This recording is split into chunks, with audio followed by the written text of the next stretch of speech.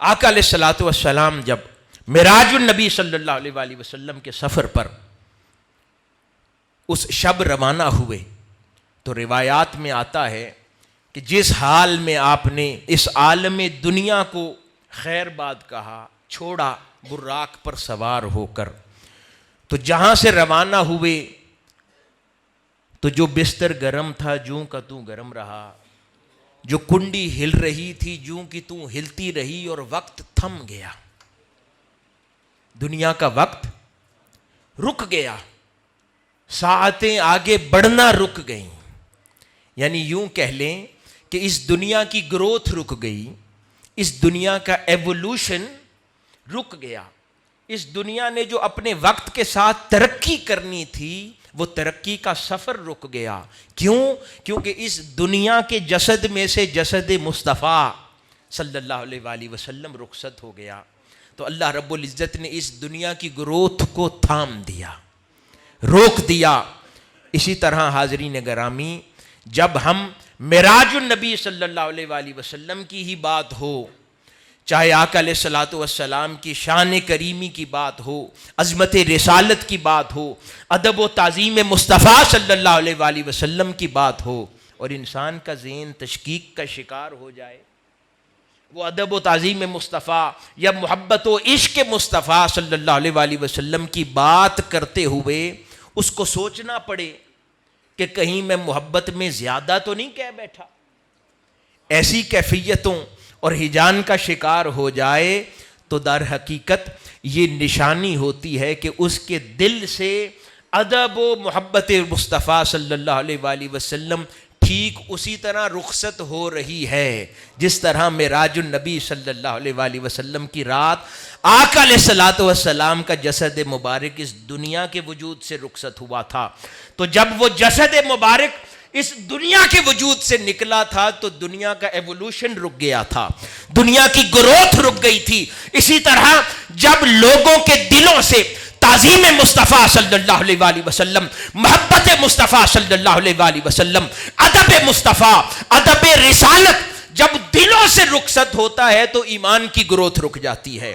جب دلوں سے رخصت ہوتا ہے تو ایمان کا ایوولوشن رک جاتا ہے. جہاں ایمان تک پہنچا تھا وہیں تھم جاتا ہے. اس کے بعد آہستہ آہستہ وہ بچا کچا ایمان بھی پھر جاتا چلا جاتا ہے، یہاں تک کہ جو کچھ کمایا ہوتا ہے وہ سب غارت ہو جاتا ہے. اس لیے حاضرین محترم، آقا علیہ الصلوۃ والسلام کی ادب، تعظیم اور محبت کو دلوں میں سنبھال کے رکھو. یہ تمہارے ایمان کی زندگی کی علامت ہے. جس دن یہ نکل گیا نہ ایمان بچے گا، نہ اسلام بچے گا، نہ اسلام کا عزت و وقار بچے گا. علامہ اقبال نے کیا کہا تھا؟ یہ فاقہ کش جو موت سے ڈرتا نہیں ذرا، روح محمد اس کے بدن سے نکال دو. فکر عرب کو دے کر فرنگی تخیلات، اسلام کو حجاز و یمن سے نکال دو. آج ہمارے نوجوان بچے اور بچیاں کیا کرتے ہیں؟ ہم ان فرنگی تخیلات سے بہت متاثر ہیں. ہم سائنسز پڑھتے ہیں، یہاں ہماری بہنیں بیٹھی ہیں، بچے نوجوان بیٹھے ہیں، آپ سے مخاطب ہوں. ہم بہت سائنسز پڑھتے ہیں، ماڈرن سائنسز پڑھتے ہیں، فلسفیز پڑھتے ہیں، تھیریز پڑھتے ہیں. ان کو بیان کرنے میں بھی فخر محسوس کرتے ہیں. وہ ٹرمینالوجیز، وہ کانسیپٹس، وہ فلسفیز ہمارے کلام کو بھی مزین کرتی ہیں. ہم سمجھتے ہیں کہ جہاں کہیں ہم ماڈرن سوسائٹیز میں بیٹھتے اٹھتے ہیں تو ہم اچھا کلام کریں گے، ہماری عزت آبرو ہوگی.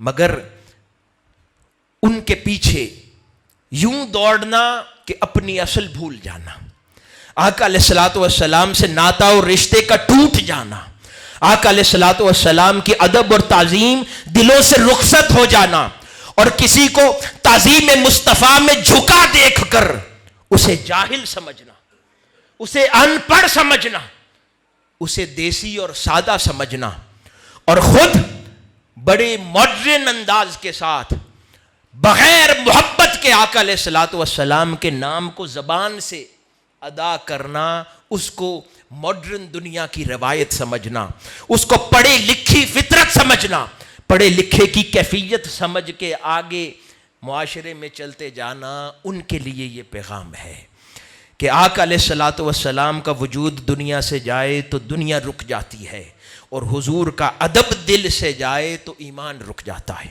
ایمان کی کیفیت رک جاتی ہے۔ اور جب وہ رک جاتی ہے کچھ اضافہ نہیں ہوتا، جتنا کمایا ہوتا ہے تھوڑے عرصے میں انسان خرچ کر بیٹھتا ہے، اس کے بعد باقی کچھ بتانے سمجھانے کو نہیں بچتا۔ تو مومن کے لیے ضروری ہے کہ وہ ایمان کی کیفیت کو ہر دن بڑھاتا چلا جائے، چاہے وہ حضور کی محبت ہو، ادب ہو، تعظیم رسالت ہو، ہر کیفیت کو ہر اگلے دن بڑھاتا چلا جائے، یہاں تک کہ جب کبھی حملہ ہو جائے اس پر، شیطان حملہ آور ہو جائے، تو اتنا کچھ اس نے زاد راہ ایمان کی شکل میں ضرور سمیٹ رکھا ہو کہ کچھ نہ کچھ بچ جائے، کچھ جاتے جاتے بھی اس کے اندر کچھ بچ جائے، اتنا کچھ ضرور سمیٹ کے رکھا ہو ایمان کی صورت میں۔